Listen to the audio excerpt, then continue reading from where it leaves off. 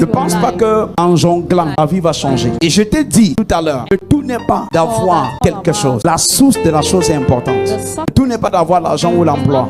Tu as couché avec un homme pour avoir un téléphone. C'est bien, tu as le téléphone comme l'autre aussi a le téléphone. Mais la source n'est pas la même chose. Tu comprends maintenant? La source n'est pas la même chose. Amen. Et tu vas voir que, sincèrement, à l'intérieur de toi, tu n'auras pas la paix. Parce que toi-même, tu sais ce que tu fais pour avoir les choses que tu as. Et avec le temps, la Bible dit que les ténèbres ne régneront pas pour toujours. Les ténèbres ne régneront pas pour toujours. C'est pourquoi, faites attention à la source des choses que vous avez. Faites attention à la source. Faites très attention à la source. Tu as X et Y choses. C'est bien. Ta maison est payée, c'est bien. Tu es habillé, c'est bien. La question, c'est la source, c'est pas attention à la source. Parce que chaque source réclame des choses. Et le temps où la source va commencer à réclamer ta vie, c'est là où tu sauras que la source n'était pas bonne. C'est quand la source commence à réclamer ta vie, tu dois expliquer tout ce que tu as et justifier tout ce que tu as. Ta mort peut sortir de là. Quand Dieu est ta source, c'est pourquoi Dieu s'appelle Père. Père, le mot Père vient du grec Abba, qui signifie source. Donc quand Dieu est ta source, parce que Jésus dit quelque chose, il dit le prince de ce monde arrive, il n'y a rien de lui en moi. Ça veut dire quoi? Quand Satan réclame ta santé, quand Satan réclame ton emploi, quand Satan réclame ton foyer, quand Satan réclame tes enfants, quand Satan réclame tes finances, quand Satan réclame tes finances et il réclame tes entreprises, la Bible dit ceci: le diable,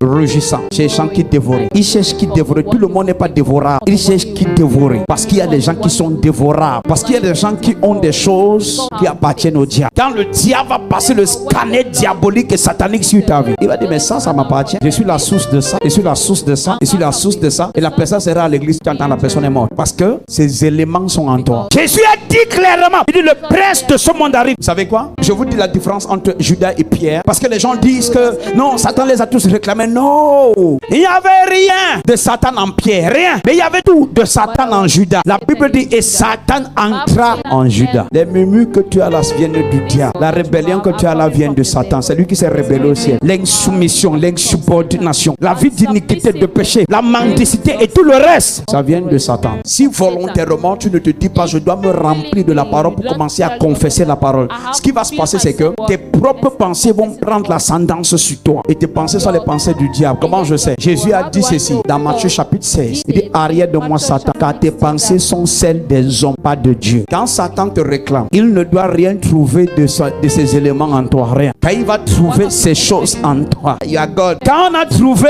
regarde, a trouvé ces éléments en Ananias et Saphira, les deux sont morts le même jour. Les deux sont comment? Le même jour. Quand Satan a trouvé ces éléments en Ananias et Saphira, les deux sont morts. Est-ce que tu comprends la chose? Praise God. Les deux sont morts le même jour. Des samedis. Il y avait quoi? Du diable en eux, le mensonge. Le mensonge. Acte chapitre 5. Pierre leur a demandé à Ananias pourquoi as-tu menti au Saint-Esprit. Or, dans Jean 8, le diable est menteur et il est le père du mensonge. Il est meurtrier, il est menteur et il est le père du mensonge. Tu es toujours ici. Quelqu'un dit la parole de Dieu est mon caractère. Ça veut dire quoi? Ne cherche pas à prier seulement. Cherche à avoir pour habitude la parole. Cherche à avoir pour habitude quoi? La parole, the word. Put the word in you. Put the word in you. The word in you. Put the word in you. Mentir pour avoir de l'argent, ça c'est le diable, ça c'est la ruse. C'est le diable, c'est quoi? La rue. Mentir pour avoir de l'argent, c'est le diable. Aller avec un homme pour avoir de l'argent, c'est le diable. T'endetter pour faire réaliser telle chose, c'est toujours Satan. C'est clairement dit que tu ne dois pas vivre d'après les dettes. Parce que Dieu dit, t'as promis qu'il bénira le fruit de tes mains.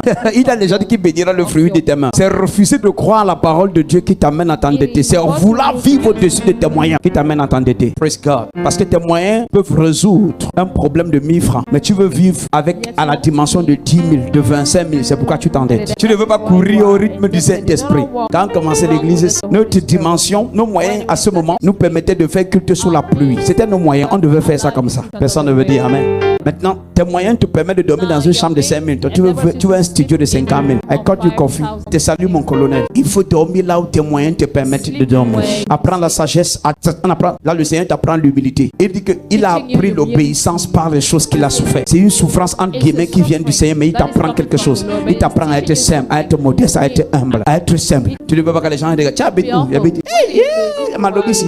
Tu ne veux pas dire ça. Tu veux montrer l'immeuble là où ça coûte 250 000. I cut you coffee, mon lieutenant. Praise God. Alléluia. Tu veux prouver quoi à qui? Les gens à qui tu cherches même à prouver pour quelque chose ne sont rien, même dans la société même. Tu veux que ta soeur, ta cousine voit aussi que tu as un gros téléphone. Ta cousine représente quoi dans le pays ici? Les gens à qui tu cherches à prouver quelque chose représentent quoi même dans leur famille? Rien. Satan a seulement piégé ton âme. You die. Et if you die in that state, you are in hell. You are in hell. Straight to hell. Satan t'a piégé sur terre. Tu n'as rien à prouver à personne. Tu dois tout simplement accomplir ta destinée.